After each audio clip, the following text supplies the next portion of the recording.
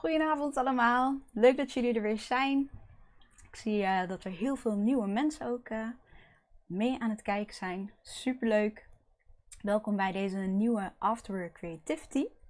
Ik hoop dat jullie allemaal een goede afsluiting hebben gehad van 2020. En met volle gezondheid hier ook weer bij kunnen zijn. Ik zal mezelf heel kort even voorstellen voor de mensen die mij nog niet kennen. Mijn naam is Nikki Saliha. Ik ben afgestudeerd illustrator bij Artes in Zwolle. En ik geef onder andere dus ook deze livestream en ook normaal gesproken workshops in de winkel. Maar dat gaat nu even niet. Vanavond gaan we aan de slag met het tijgertekenen. En aan het einde maak ik ook de winnaars bekend van het dummyboekje samen met de Perfect Pencil. Dus daar moeten jullie nog even op wachten. Het is wel zo, het is een livestream, dus er zit altijd een klein beetje vertraging in.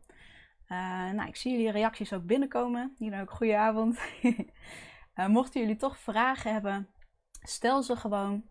En dan ga ik het zo goed mogelijk voor jullie beantwoorden. Zoals je merkt, ik ben nog steeds een klein beetje zenuwachtig. Dat is altijd zo aan het begin. Maar dat zal later wel een beetje afnemen, hopelijk. We gaan beginnen. En we gaan vandaag dus aan de slag met een tijger. Het werkboekje staat ook nog in de chat. Mocht je die nog niet hebben gedownload, daar staat ook een stap voor stap in. Het is een wat langere workshop. Het is eigenlijk een uurtje ingepland, maar ik denk dat we wel ietsjes langer ermee bezig zullen zijn. Heb je daar toch geen tijd voor? Wees gerust. Je kan deze livestream gewoon terugkijken. Dus dan kan je het even op je eigen tijd doen. En als het te snel gaat, we hebben die stap voor stap hebben we. Dus kan je op je eigen gemak nog even rustig meekijken. Nou, ik zal even laten zien. Dit is de tijger die we vandaag gaan maken. En daarvoor gebruiken wij ook de volgende potloden. Dat is namelijk HB potlood, 2B potlood, de 4B en de 8B. Allemaal van de 9000 serie van de grafiet. Wat we ook de voorgaande livestreams ook hebben behandeld. Heb je dat nou nog niet gezien? Je kan het gewoon altijd even terugkijken bij onze live tabblad. Op onze Facebookpagina. Laten we beginnen. Ik heb hier het werkblad. Dit is mijn vel papier.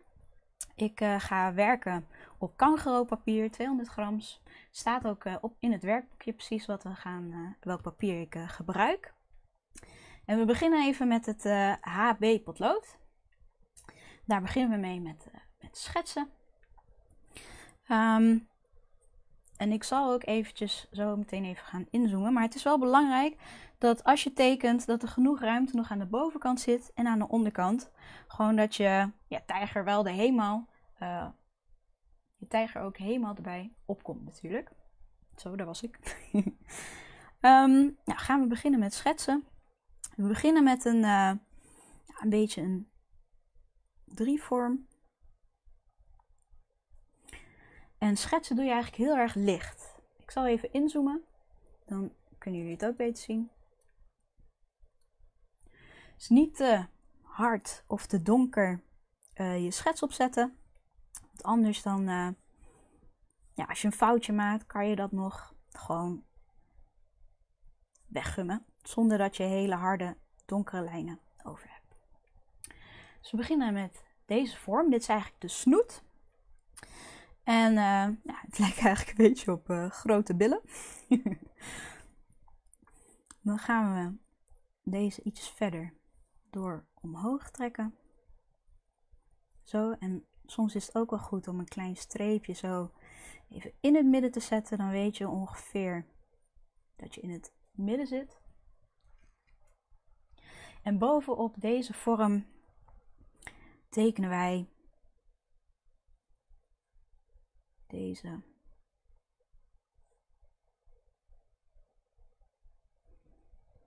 vorm. Ik zal weer ietsjes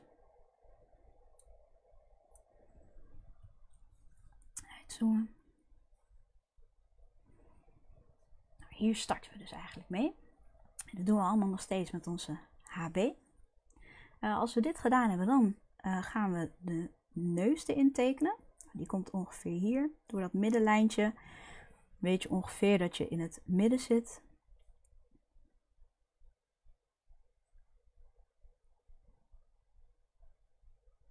Die laten we een beetje zo meelopen. Zo.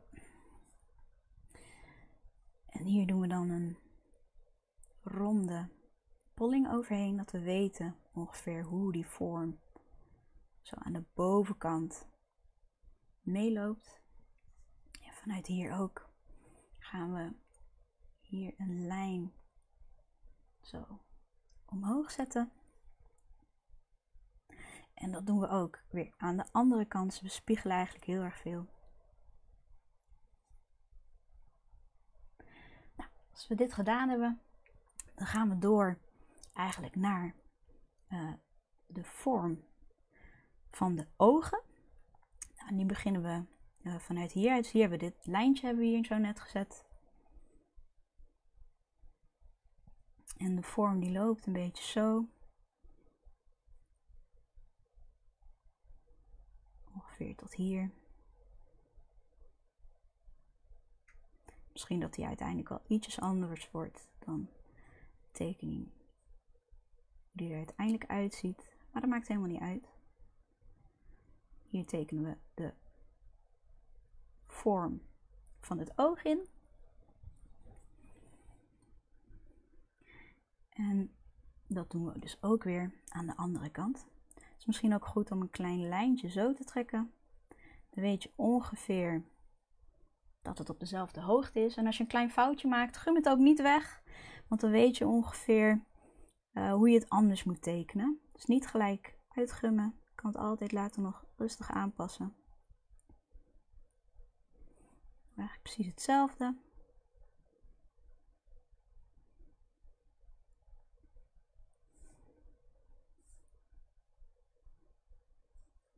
Je kan een beetje aftasten met je lijnen. Waar het ongeveer moet komen.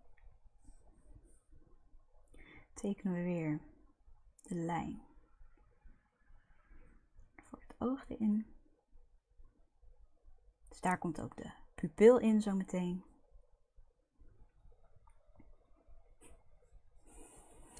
Dan gaan we de randen eromheen tekenen. Ik zoom hem eventjes ietsjes uit. Zoals jullie zien hou ik dus mijn lijnen heel erg licht. Zodat je eventuele foutjes altijd nog kunt aanpassen. Deze lijn beginnen we vanuit deze ronde vorm.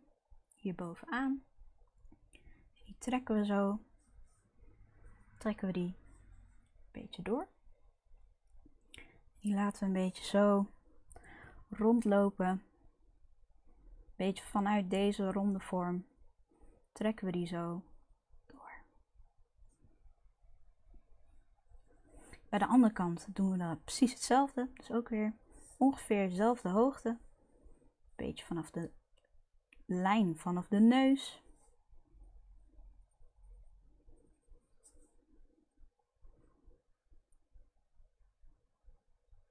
En die trek je ook zo door. Dat je ongeveer dezelfde vormen aan beide kanten ook hebt.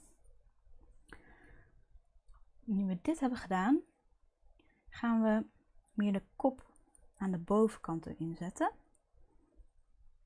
En hier hebben we onze middenlijn, dus we weten hier ongeveer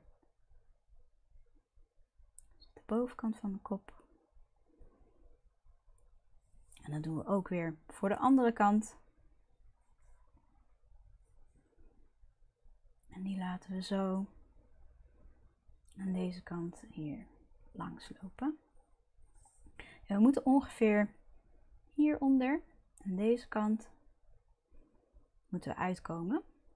Het wordt een beetje een ronde vorm die zo meegaat.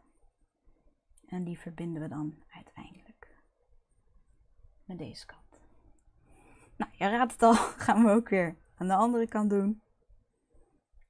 Beetje dezelfde vorm. Je ziet ook hier dat ik nu twee lijntjes heb. Het eerste lijntje was niet helemaal goed.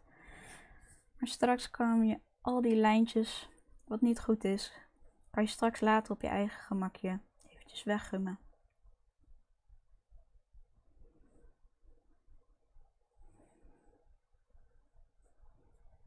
Zoiets ongeveer. En dan moeten we ook nog de onderkant van de bek.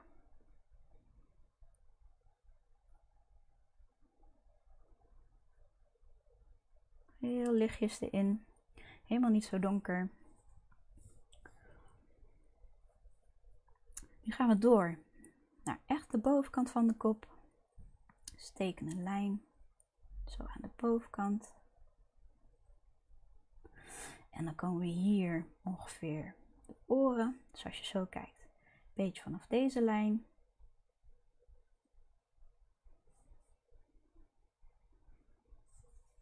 En ook aan de andere kant natuurlijk.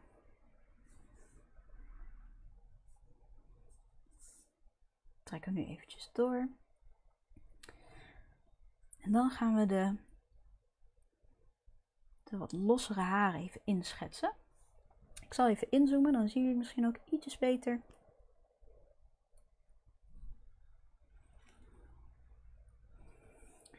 Het kan gewoon met losse streken.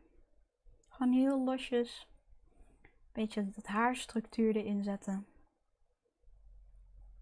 En hier loopt het meer. Zo. En zo schetsen we eigenlijk die haargrens erin. En dat doen we natuurlijk ook weer voor de andere kant. Ook weer vanaf de oorlijn schetsen we de haartjes. Laat het ook een beetje meelopen met het hoofd. Hier gaat het wat meer omhoog. En hier loopt het wat meer zo naar de zijkanten en wat meer alweer naar beneden.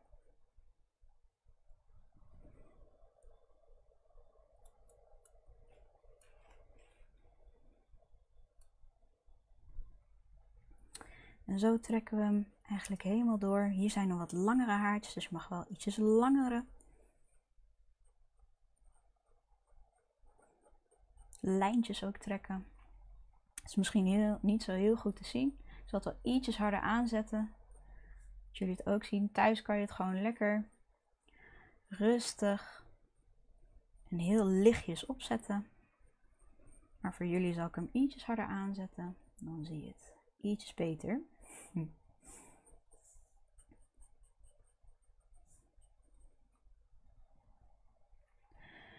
En zo hebben we eigenlijk al de opzet van onze tijgerkop. Tadaa! Nou, dit was dan de schets. Die jullie ook stap voor stap dus mee kunnen volgen met jullie werkboekje. Wat we nu gaan doen, is we gaan de ogen hier zo intekenen. Ik zal weer even voor jullie inzoomen. En hiervoor pak ik eventjes het 2B potlood. En wat we gaan doen, is ik ga even heel lichtjes de pupil erin tekenen. Hier komt de pupil en dan komt hier ongeveer een licht vlekje zo. Doe je heel lichtjes. Dat stukje, dat blijft wit. Dat is de reflectie van het oog. Wat we dan gaan doen, is we gaan heel zachtjes vanuit het oog, gaan we heel zachtjes, maar kleine cirkelende bewegingen, gaan we het oog wit eigenlijk invullen. Dat is wel een klein beetje een schaduw. Ga je er nog een keertje overheen, dat je iets meer licht donker krijgt.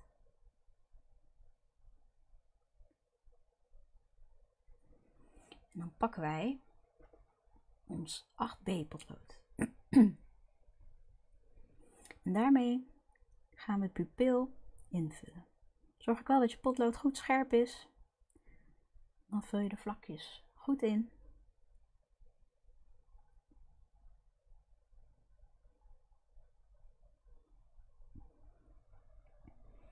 En zo hebben we eigenlijk al de pupil van het oog. Dan gaan we het ooglid eromheen, gaan we ook met deze 8B, gaan we die inkleuren. De bovenkant mag je gewoon volledig zwart inkleuren.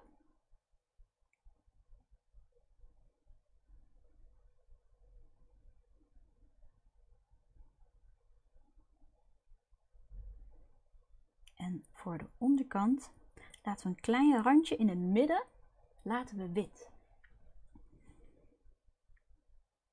Dus gewoon tot de helft inkleuren. En de andere helft ook.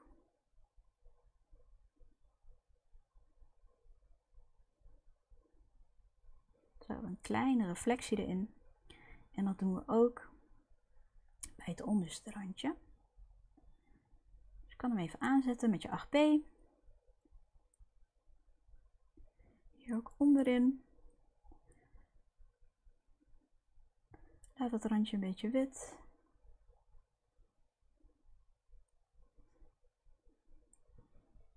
En zo hebben wij opzet van het eerste oog. Deze stappen gaan we ook herhalen voor het andere oog. Het is gewoon precies hetzelfde. Pakken weer ons 2B potlood. Tekenen de pupil erin. En ook de reflectie hier. Die komt dan aan deze kant. En dan gaan we deze ook weer heel lichtjes, niet te hard drukken. Gewoon heel lichtjes houden. Dat is onze eerste laag. En dan gaan we er nog een klein beetje overheen. Onderaan raken we niet meer aan. Om zo nog net even een gradatie donkerder eroverheen te krijgen. En we vullen de pupil weer in met de 8B. En je ziet ook, die is alweer veel donkerder. Goed om dat zo in te vullen. En dan doen we weer precies hetzelfde. Dus de bovenste gedeelte vullen we op.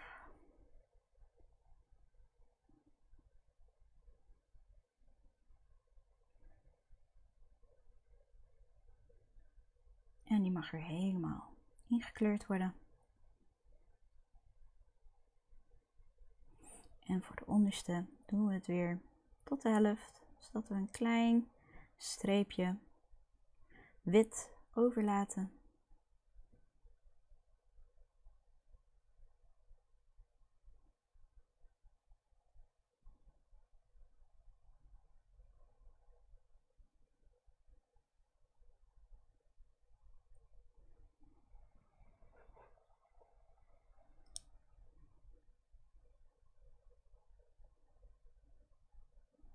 Zo.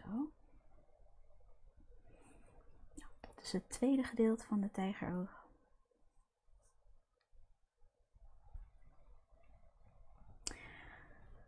Wat we nu gaan doen is, we gaan de verschillende zwarte lijnen, dus de zwarte strepen, die gaan wij invullen.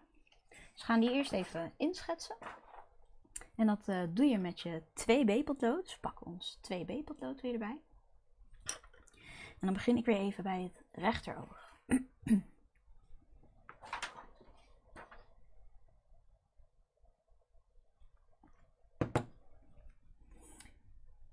Ik begin hieronder. En daar maak ik een heel lichtjes, schets ik daar eigenlijk het vlak in van hoe de streep eruit komt te zien.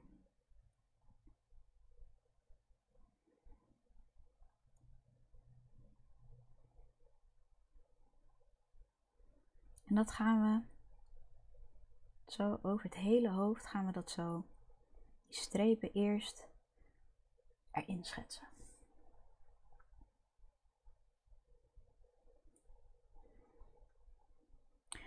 De volgende lijn die er komt, die komt hier ongeveer in. Je ziet ook, ik ga ook een beetje over de lijn heen met deze lijn die we al hebben gezet, met die vorm.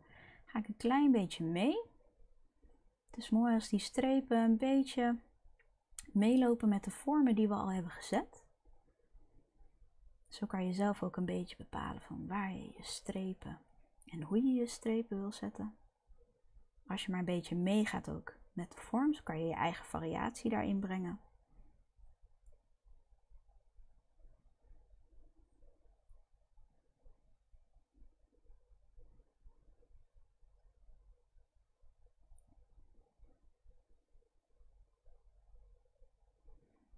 En het is heel mooi om dus vanuit die basisvormen, dus die grote 3 wat we net hebben getekend, om zo eigenlijk je onderwerp op te bouwen.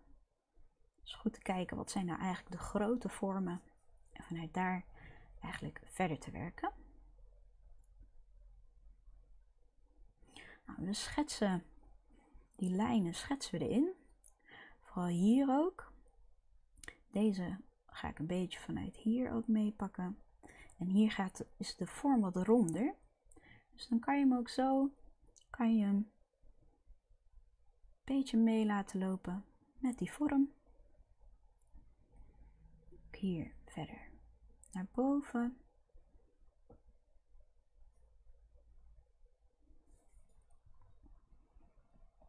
Ik zal hem ietsjes verschuiven. Kunnen jullie goed meekijken. Hier boven het oog zet ik ook een paar strepen.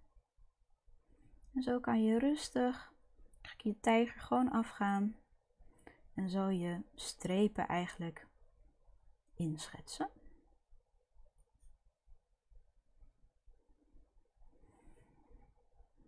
Hier tussen ook nog eentje. En hier ook doen we 2 vlakken zo.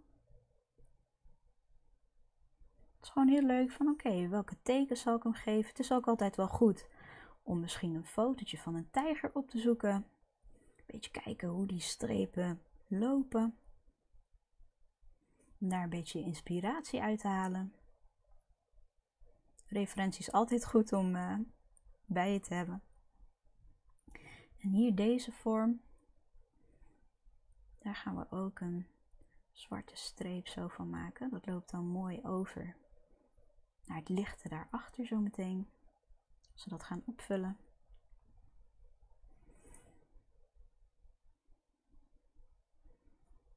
Hier ook. Hierachter wordt het ook nog zwart. Dan gaan we een beetje zo door naar naar de zijkant. Even kijken, dus hier zo mogen ook wat donkere strepen komen zo meteen. En hier zo bij het einde straks ook. Nou, dat gaan we natuurlijk ook voor de andere kant van de kop doen. Dus een beetje spiegelen. Nou, misschien ook wel leuk om er eentje hier in het midden te zetten. En dat is ook wel leuk. Gewoon lekker een beetje spelen. En zo je eigen streeppatroon eigenlijk creëren. Niks is goed, niks is fout. Of niks is goed, alles mag natuurlijk. Maar net wat je zelf leuk vindt, dan is het goed.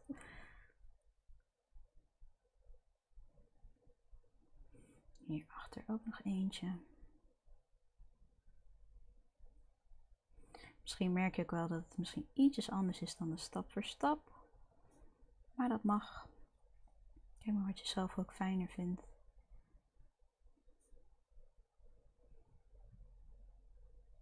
Hier. Nog meer strepen. Zo gaan we alles rustig vormgeven. Hier komt er ook nog eentje. Mooi om die misschien zo te laten lopen. Vanuit hier.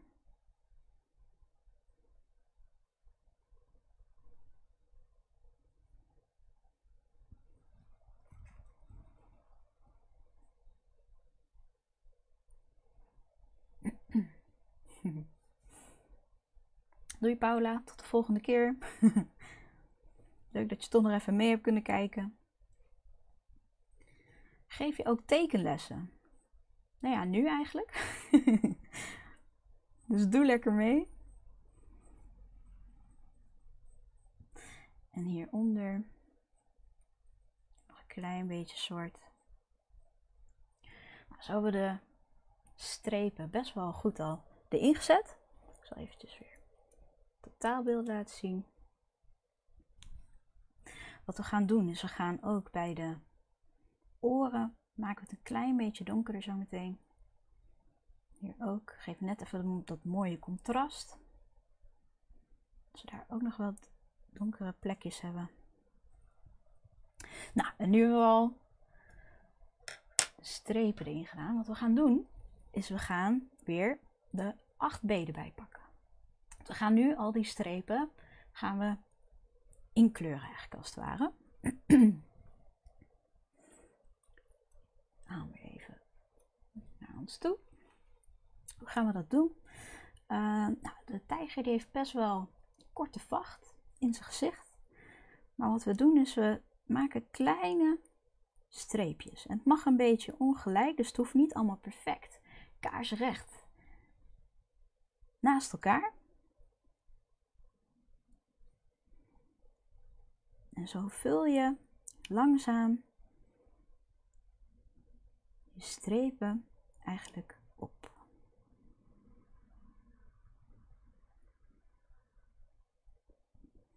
En het hoeft niet heel erg netjes. Nou ja, als je veel tijd hebt, kan je natuurlijk goed de tijd erin stoppen.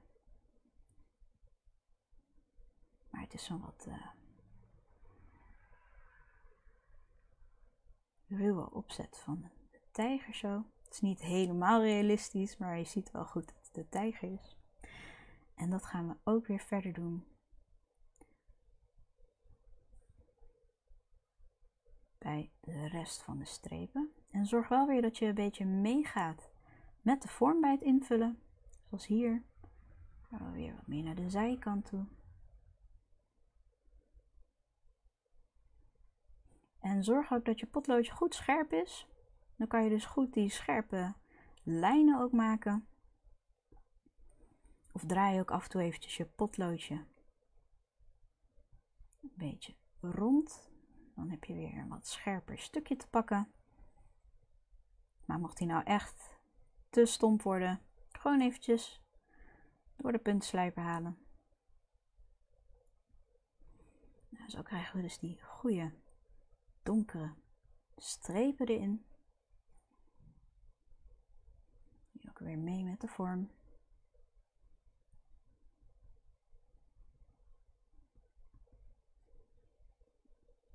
Ik zal mezelf even weghalen. Ik denk dat jullie me al genoeg hebben gezien zo. Kunnen we even focussen op de tijger zelf.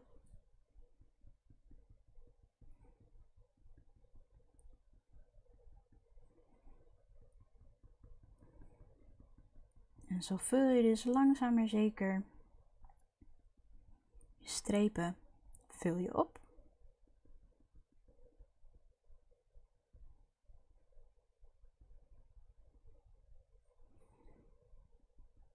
Daarom is het ook wel fijn dat je die strepen er eerst allemaal inschetst.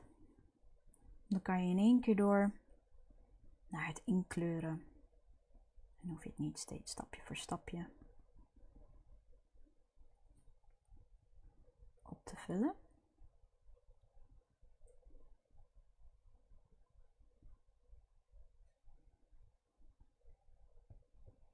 Nou, zo bouwen we hem dus steeds verder op. De rechterhelft is al bijna klaar. Dan gaan we hier naar boven.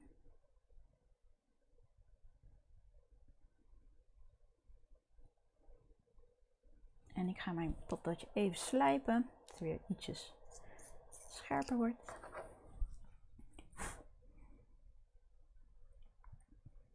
Je ziet ook dat ik kleine, dus korte bewegingen maak. Zo een beetje die haarstructuur van die vacht te creëren. Hier ook bij het oor. En hier zo aan de bovenkant heb je meer wat streepjes omhoog. Dat het echt iets meer uitsteekt. En dat gaan we ook hier verder doen.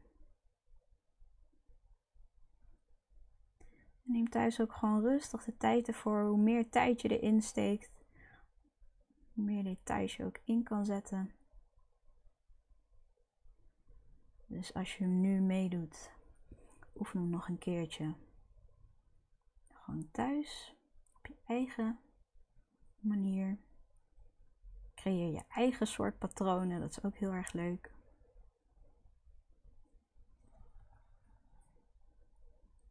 Nou, nu zijn we al bijna bij de linkerkant aangekomen.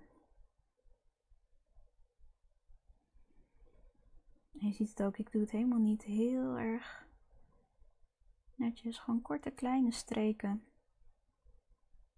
Het is al genoeg om zo die mooie donkere lijnen van de tijger weer te geven.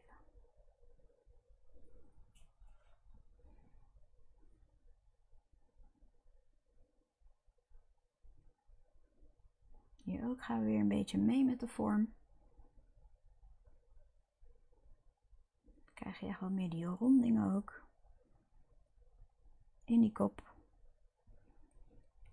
En dan zijn we alweer bijna bij de laatste strepen aangekomen. En het mag ook lekker onregelmatig, zoals ik nu doe. Net zoals we met echt haartjes ook gaan. Het zijn niet allemaal even kort of even lang.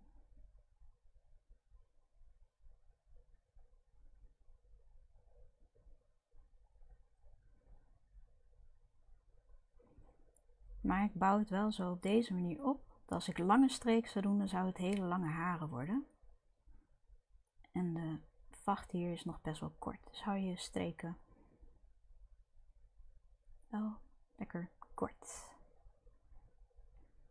Nou, zijn we bijna bij het laatste gedeelte aangekomen. En dan hebben we onze strepen alweer bijna staan.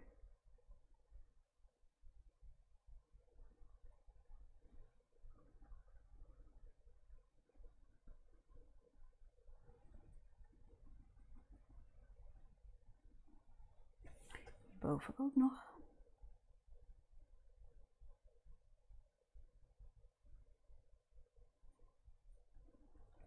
En nog bij het oor, niet vergeten.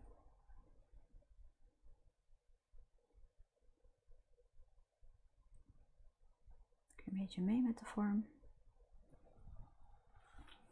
En nog hieronder.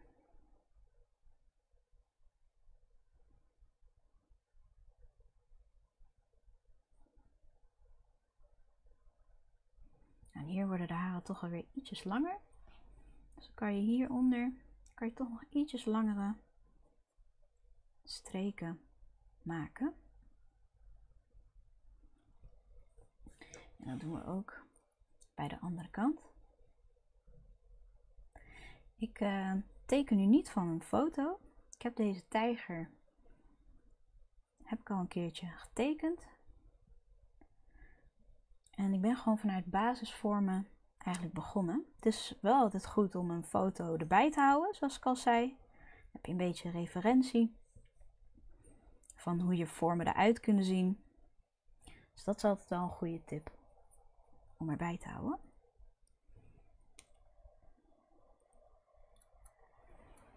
Nou, nu hebben we de strepen van de tijger hebben we nu toegevoegd.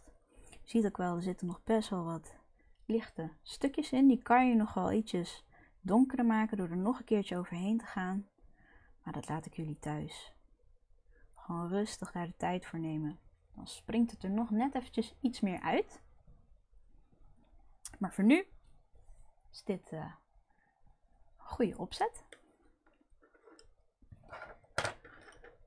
Wat ik nu ga doen, is ik pak eventjes mijn gum erbij. Dus ik ga deze hulplijntjes die ik hiervoor heb gezet, die wil ik straks niet meer zien. Die ga ik even voorzichtig even uitgummen. Dus die streep die ik zo heb gezet voor de ogen en de streep zo voor de neus. Dat we die straks niet meer zien.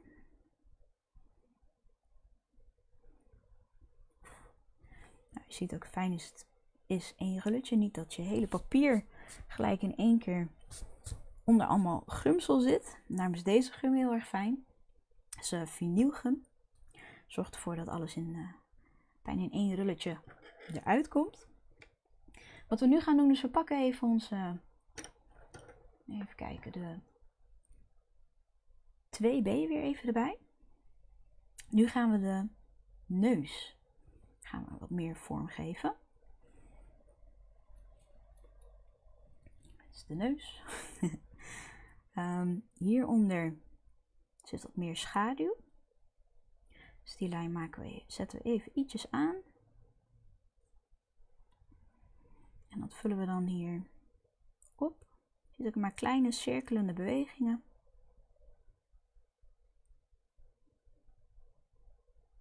En hieronder ook een klein stukje.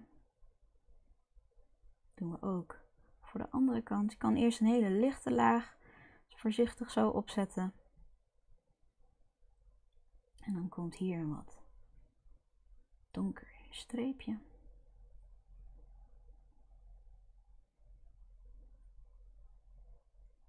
En er zit ook een streep in het midden van de neus. Die kan je nog even aanzetten. En hier komt ook nog een klein beetje schaduw overheen. Of zo, niet een schaduw, het is gewoon een wat donker stukje eigenlijk. En we gaan hier wat donkerder maken. Dan zie je echt wat meer dat daar veel meer schaduw bij komt en dan steeds lichter. Dus hier goed donker. En dan weer wat lichter. Hoe verder je naar beneden komt. Nou, deze streep mag je iets meer doortrekken, zo naar beneden.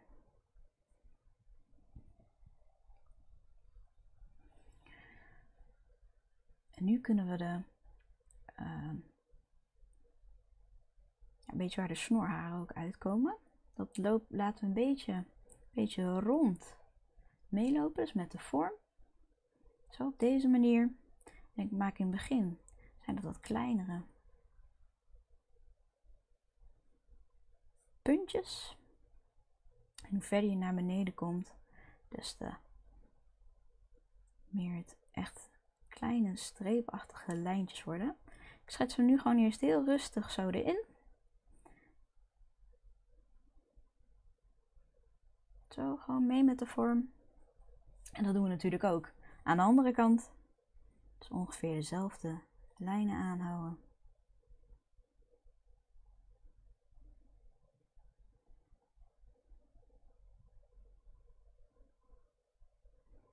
Hier ook wat meer streepachtige vormen.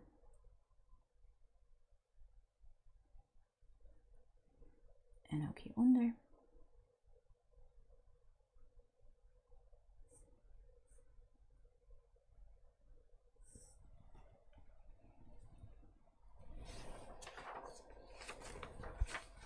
Dan gaan we ook de binnenkant van de bek, die gaan we ook donkerder maken. Dus ik pak dan weer het 8B potlood erbij. En dan gaan we vanuit hier, de schaduw er ook in zetten. En maken ook weer kleine streepjes, want hier komen natuurlijk ook kleine haartjes vanaf. Zodat het wat meer die structuur ook krijgt.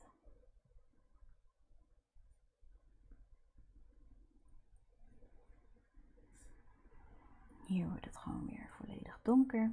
En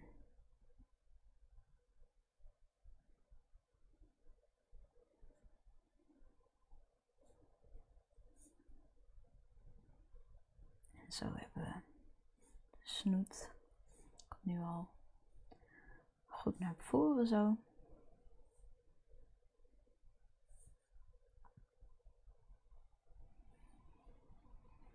En je kan nog een klein beetje met die 8B nog een beetje extra haartjes hier nog bij zetten.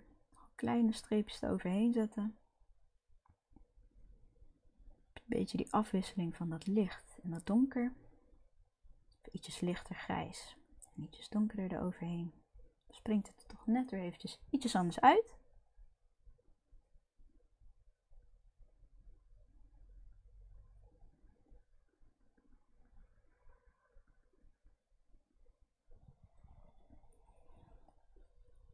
En zo hebben we alweer die schaduw daarin pakken. Dus nu zie je ook, het begint steeds meer tijgerachtig te lijken. Die strepen al niet kunnen doen. En wat we nu gaan doen, is we pakken weer onze 2B. En daar gaan we dus kleine korte streken van haren in zetten. Het is wel zo, je ziet hier nog die vormen al erin zitten. Als je hier ook kijkt, zie je nog die schetslijnen erin. Die kunnen op zich wel heel lichtjes weggegumd worden. Dus ik pak even mijn gum. Ik ga er nu heel lichtjes overheen. Dat het niet helemaal meer opvalt.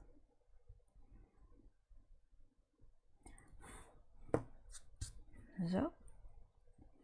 En we pakken dus de 2B. En hier gaan we dus hele korte haartjes eigenlijk inzetten. Het is wel zo, de tijger die heeft ook wel witte stukken erin zitten. Zoals dit gedeelte, hierboven.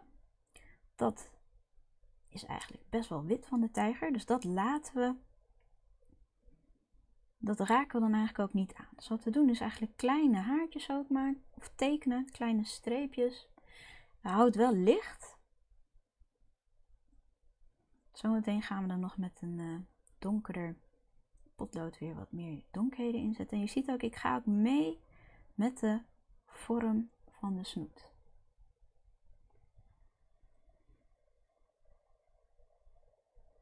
Even kijken. Zo. En zo ga je eigenlijk de hele tijger zo heel rustig af. Zo door naar de andere kant. Dit gedeelte blijft ook wit. Dus daar gaan we onder zitten.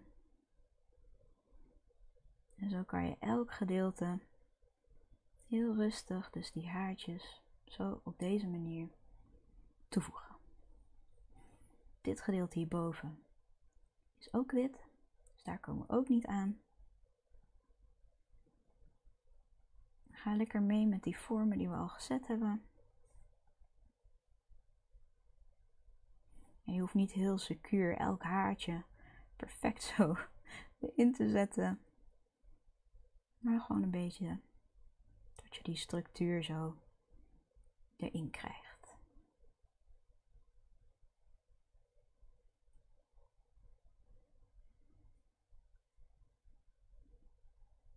En in de stap voor stap zie je ook meerdere gedeeltes ook aangegeven. Wat dan ook meer wit moet blijven.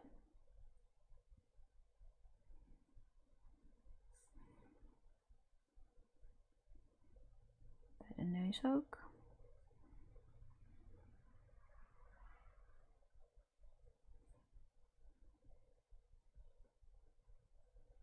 En door deze lichte laag zie je straks ook goed wat je eigenlijk dan licht houdt of wit. Ook bij die snoet gaan we er ook een beetje overheen. Hier is het ook ietsjes wat meer schaduw zo erin. Dan mag je wel lichtjes zo overheen gaan. Kleine streepjes zetten. Niet helemaal. Dus hier laat ik het voor wit. Ook een klein beetje nog bij de neus.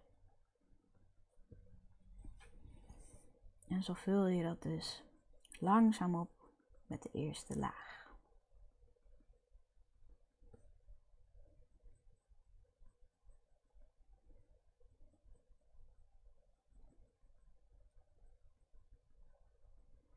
Ook weer een beetje meegaan met die vorm.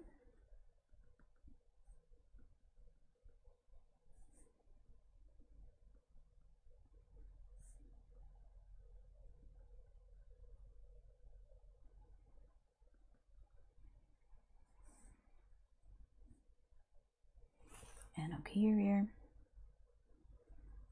Dus dan doe ik hem vanuit deze richting. Die haartjes zo meetrekken.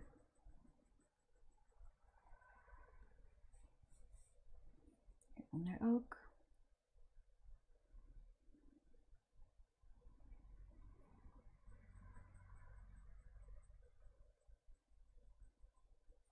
Zo vullen we hem dus heel zachtjes en voorzichtig. Vullen we dat op. Nou, thuis kan je natuurlijk iets meer tijd ervoor nemen, dus kan je dat gewoon rustig doen. Meer tijd je erin stopt, gedetailleerder je het ook in kunt zetten. Ik doe het nu even ietsje sneller.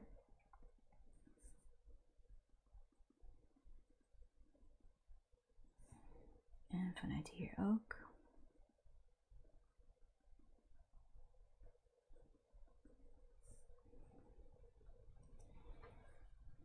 Ook hier zo aan de bovenkant. Hier komen wat langere haartjes ook vanuit het oor. Dus die kan je ook zo inschetsen. Dus nog een klein beetje die oorflap. Nog ietsjes donkerder. Er komen wat langere haartjes.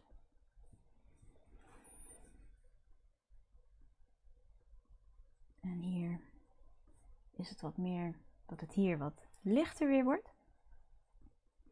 Dus doen we de streepjes ietsjes verder uit elkaar. Dat je meer dat lichtere gevoel erbij hebt.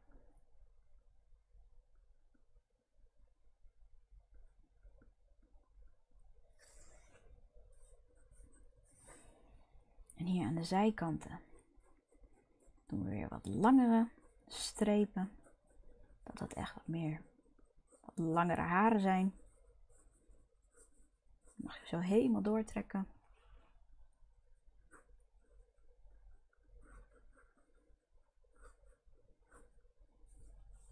En vanuit hier ook. Hier is iets meer schaduw. Dus die vullen we ook heel zachtjes zo op. Kun je een beetje meegaan met de vorm. En hier komen ook weer wat langere haren. Het is ook goed om dit.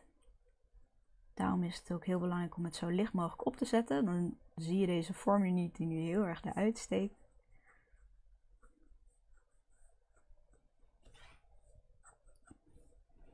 En zo gaan we de tijger er verder af. Dus alleen nog de linkerkant. Je ziet ook, ik pak hem dus vanuit hier. Dus lang streken.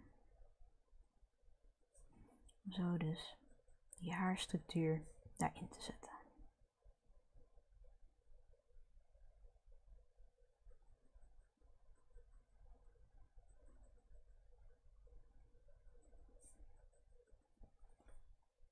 En hier komen bij het oor komen ook weer die langere haren. Die zo lekker uitsteken.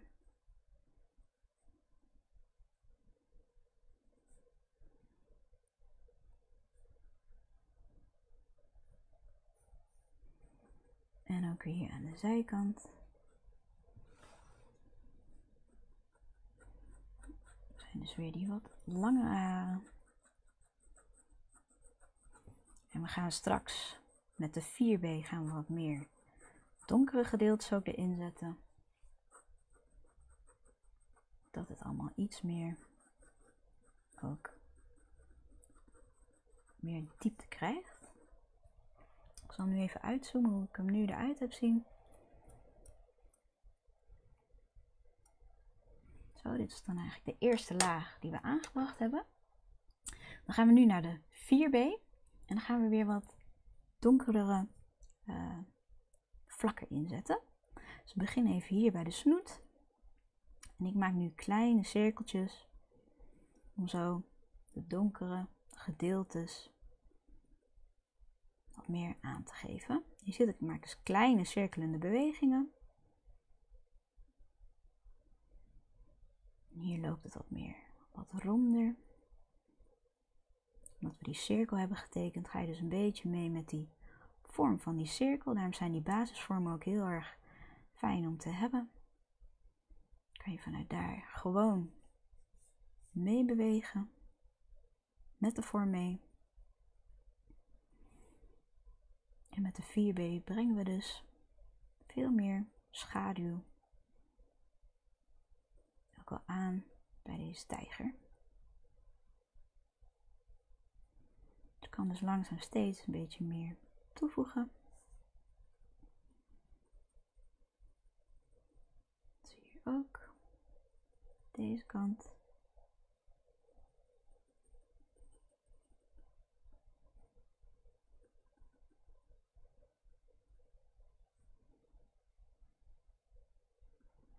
En ik doe het nu heel snel. Neem thuis ook lekker gewoon de tijd voor. Hier bij deze haren doe ik er vaak alleen aan de bovenkant een beetje aangeven.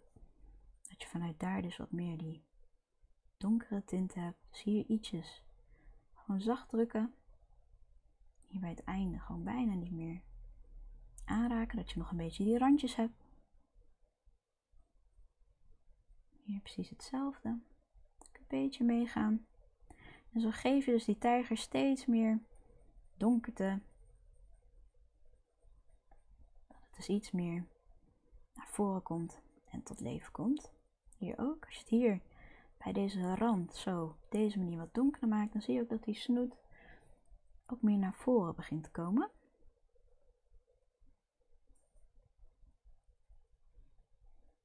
En zo pak je eigenlijk alle gedeeltes zo van die tijgerkop.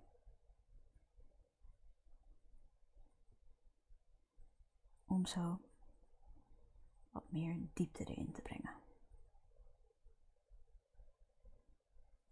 En dat doen we ook hierboven.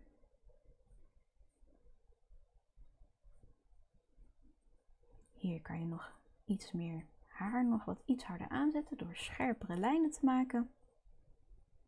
En ook zo weer naar de buitenkant. Een beetje afwisselen.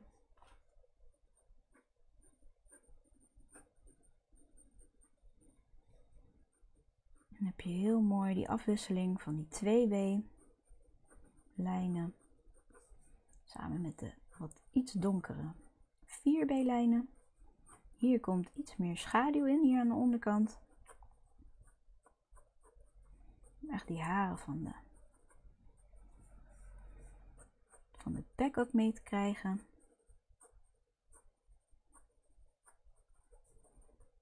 Ik wil hier nog een beetje kleine stipjes in zo.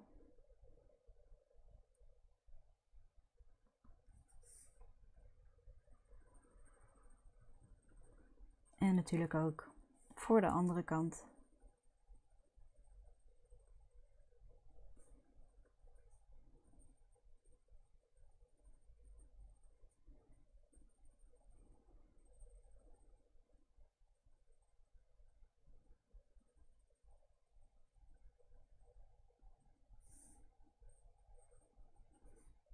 En zo bouw je dat dus heel langzaam op.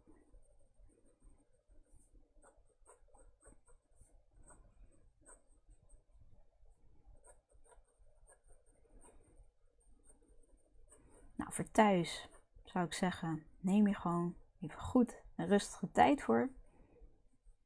Ik doe het nu heel schetsachtig. Ook wel een beetje zo zijn charme. Hoe meer tijd je erin steekt, des te meer detail je ook kwijt kan. Dus je kan dus op sommige gedeeltes kan je nog kijken van oké, waar moet hij dan nog donkerder? Zo kan je dat langzaam zo toevoegen en erin zetten. Maar voor nu laat ik de tijgerkop zo voor wat hij is. Nou, dit is dan een snelle opzet. Zo. Hoe je dus thuis ook tijgerkop zo zelf van begin tot eind in kan zetten. En wat ook heel erg leuk is om dit bijvoorbeeld in te scannen en even uit te printen. En dan kan je er met ander materiaal eroverheen, zoals met verschillende kleurpotloden of met de Bit Artist pennen bijvoorbeeld van Faber-Castell. Maar als ik zelf thuis hier ook nog achter zat, had ik nog veel meer de tijd genomen om deze strepen toch gewoon nog ietsjes forser aan te zetten. Dan zie je ook dat het veel meer ook eruit springt. Dus ik raad jullie aan, als jullie meedoen, om daar thuis gewoon nog even rustig, even goed over alles heen te gaan. En dan nog even ietsjes lekkerder, wat donkerder aan te zetten. Dat het nog iets meer overal eruit springt. Vooral ook hier bij die schaduwgedeeltes.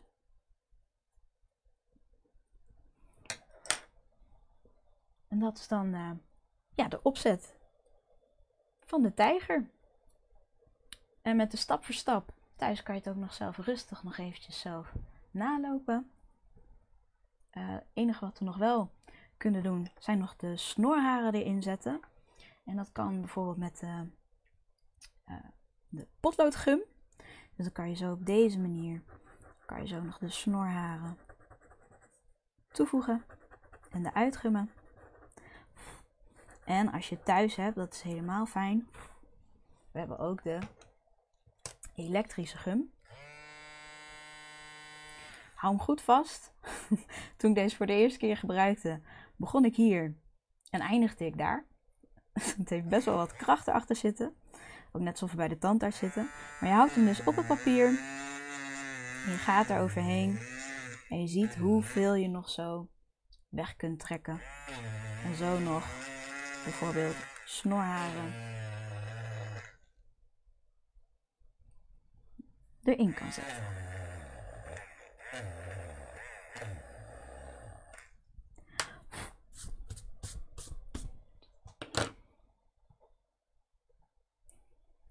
Dat was weer deze tutorial van de tijger. Ik hoop dat je het allemaal een beetje leuk hebben gevonden en ook een beetje goed mee hebben kunnen doen. Mocht je het nou gemaakt hebben, het is altijd leuk om dit te delen. Tag ons ook als je de foto plaatst. Dan hebben we nog de winactie. We hebben de winactie van de vorige keer, was met een herfstwerkje. En je kon dus dit dummyboek winnen met de Perfect Pencil. En degene die gewonnen hebben, dat zijn Isabelle Berton, Marielle van der Weijden Torrol en als laatste Maria IJzerman. En we nemen contact met jullie op. Ergens volgende week. Gewoon via Facebook. En dan kunnen jullie deze dus in ontvangst nemen. Ik zie sommige mensen ook zeggen flink doorwerken. Maar hij is nu al leuk. Nou, goed om te horen. Neem er thuis ook gewoon goed de tijd voor. Maar we hebben nog iets anders leuks ook in petto.